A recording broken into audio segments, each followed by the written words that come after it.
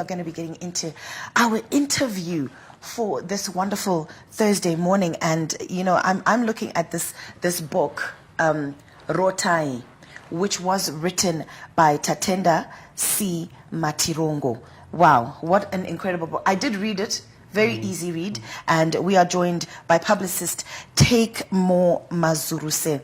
Takemore, good morning to you. Good morning, and thank you for having me. Excellent to have you on the show today. Sure, sure. So I'm holding this book, and the quality is just incredible. Indeed. I think this is such a great standard of excellence. Proper representation of the Zimbabwean literary space. Exactly, yeah. And what we can do. Yeah, so I mean, sure. this is and I'm looking at this book. It's called Rotai the Dreamer. Yes. Now, tell us about Rotai the Dreamer. What is the book all about? Rotai the Dreamer borders on a young boy who is living in a disadvantaged community, rural area. So it's an area that is limited in terms of opportunities. But Rotai, the dreamer, would spend these days under a tree, you know, thinking about how he can make his life better and also change his community. And through that process, one of these days, he then has this dream of, you know, starting a garden where he can produce enough for the community. So he went and shared the dream with his mother. Mom, I would want to start a garden. I see there is an opportunity in our land. Initially, the mom was skeptical. Can you do this? Yeah. But then later on, she gave him the nod. Yeah. And then he started the garden.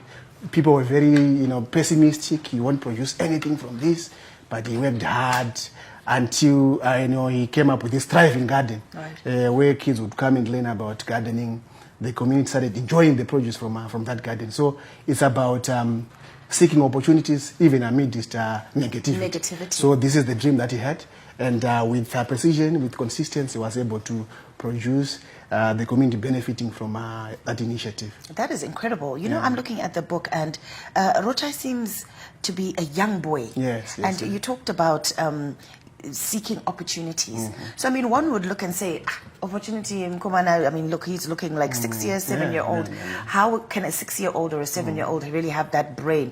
I mean, talk to us about that angle and what you were trying to achieve with that picture. Dreaming starts at even at a tender age. Right. You see, people think that dreaming is about adults, but ideas start even from a tender age, but it's about how you nurture them. You get the idea. So even at that tender age, he had a dream to say, I would want to do something for my community. I want to change our circumstances. So sometimes we limit our thinking because we are too young, or we are not in the perfect of environments to really start pushing the initiative. But in spite of his age, in spite of his circumstances, Rotai was able to actually come up with this idea. So the idea is to catch them young. Yes. Inspiring the right thinking mindset, even in our young people, even at a tender age. Yeah. And you know, we're speaking of being young at the tender age. We have his mum, who also was a bit skeptical, and most of the parents, they just say, until probably the age of 18, supposed to be in school. Just go to school and learn. And how do we get parents to kind of grow what our children hold in this day and age? Yeah, sometimes we become too negative, fear of the unknown. We want safety. Right. But sometimes it's better to really explore the world and see what awaits you. So as parents, as guardians, we also need to inculcate the right mindset in our young children. Let's allow them to dream. Let's nurture their dreams. Let's support them. Whatever they aspire to achieve, let's be there to support them. Like we've seen that Rotai the Dreamer became the champion of hope in his community, in spite of the circumstances, in spite of the limitations, in spite of the pessimists who were speaking against his dream. And, you know, we talk about all these in spites, and we see that Rotai, I mean, on this page here, it says, one day while wandering through the dry fields, Rotai stumbled upon a patch of barren land. And then this is what got me. Something about it tugged at his heart. And, you know, that tug, I think maybe can you explain that tug for children or for whoever it is when you're supposed to do something and going for it? Can you maybe elaborate on that? Yeah, sure. Yeah, sometimes in the journey of life, ideas come, and sometimes they don't seem like they would amount to anything. Right. You get the idea. It's an idea that comes, you're not very sure if you're going to really birth something out of it, but with precision, with consistency, with drive, with hard work, it's possible to achieve. You might be in an outlying area and you want to be maybe the best footballer in the country, and you're thinking, I'm out How am here I in gonna do Muzarabani, this? how do I get to be, at that level? But with the right drive, with the right precision, you find that you have people identifying your talent, supporting you along the way. So whatever idea comes to you, never doubt yourself. Right. Believe in yourself and work with whatever resources That you available have. so that you achieve your dreams. That's a great lesson, that to work with what you have and to go for it. Start where you are with what you have. Exactly. Yeah. And what are some of the other lessons that we can draw from this book? Some of the lessons also include the idea of giving back to the community. Yes, people were pessimistic, early on about Rotai's dream, but when the idea came to fruition, he didn't say, you guys were doubting me, you shouldn't enjoy the benefits. Right. He still had to allow kids to come and learn from the garden. The entire community benefited, the local economy benefited from this garden. So the idea is that even amidst the negativity, we still need to remain a community together. Yeah. Let's remain a people together. Yeah. Let's work on our dreams, but even when success comes, we should share in the glory and even in the benefits thereof. That's very good. I think I'm loving this book because it's also aligning with some of the goals, SDGs that we have in our country. Yes. Education 5.0. Yes, and it's picking up the agriculture aspect, sustainability as well. Yes. Maybe can you delve into that aspect of the education coming out of this book? Indeed, it speaks to Education 5.0 as pushed by government, where it speaks to exploration of local resources for national good. So you find that Rotai saw this dry patch of land, and he saw it fit that they could actually tender the land and produce something that would benefit the community. So there's so much that we can also inculcate in our young kids, even at school-going age. What can they do, in terms of producing in a manner that benefits country, in a manner that benefits the economy. So it's not just about the theory aspects, but also making sure that we marry the theoretical aspects with the practical aspects of life, and by that we ensure productivity in our country.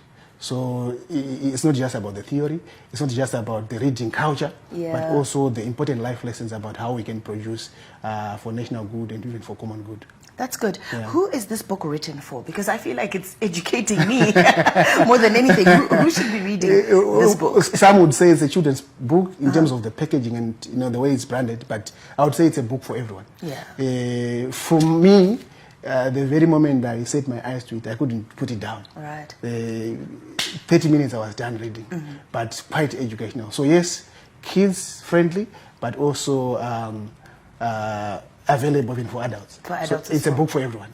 But the hope is that it goes in our schools, and our school-going kids get to learn about the important aspects of dreaming, the important aspects of working together as a community, and the important aspects of productivity for community good. That's good. So you are having a launch of this book, and it's like you're mentioning, rightfully mentioning that for children and different schools.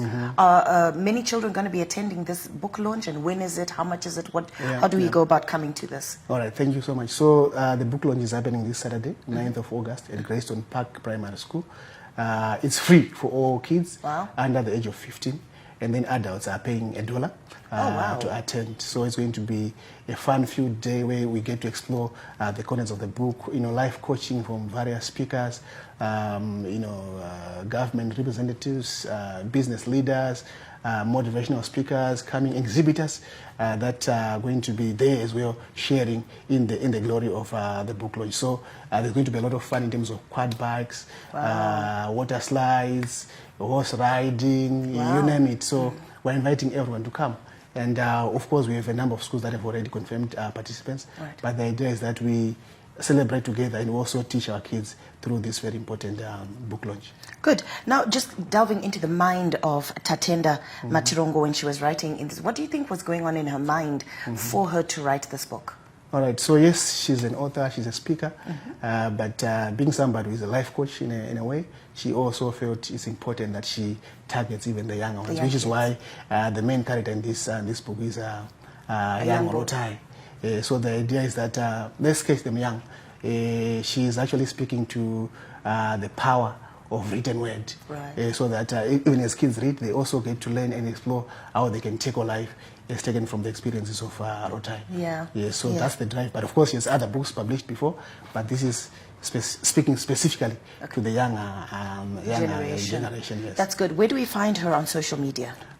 She's available on LinkedIn as Tatenda Matirongo, on Facebook Tatenda Matirongo, on Instagram Tatenda C Matirongo, across all social media handles. Okay, and where do we find you as the publicist if we want to write a book and get our books published? Where do we find you? Takemore Mazuruse across platforms. Instagram, I'm there. LinkedIn, I'm there. X, I'm there. Facebook, I'm there.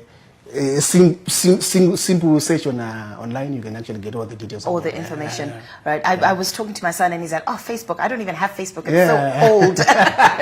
You have to be everywhere. You have to be everywhere. Exactly. Instagram, some are not even on Instagram. Some are on LinkedIn only. Yes, actually. So it's nice to have everybody catered for. Listen, thank you so much, Takemore, for bringing this book and talking about it. We look forward to coming to the event. $1 chete for the adults and free for the kids up till the age of 15.